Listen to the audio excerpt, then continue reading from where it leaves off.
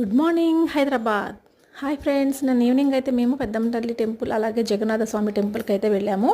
Evening 4కి అయితే ఇంటికాడ నుంచి బయలుదేరి ఇదిగోండి మెట్రోకి అయితే వెళ్ళాము. మెట్రోకి వెళ్ళబట్టి మేము 4కి వెళ్ళి 11కి అయితే ఇంటికి వచ్చాము. అదే బస్సులకు వెళ్తే కనుక ఇంకా అక్కడే ఉండిపోదు అండి. ఫుల్ ట్రాఫిక్ అసలు బాబోయ్, నేను ఎక్కడ చూడలేదండి ఈ ట్రాఫిక్ అసలు హైదరాబాదు.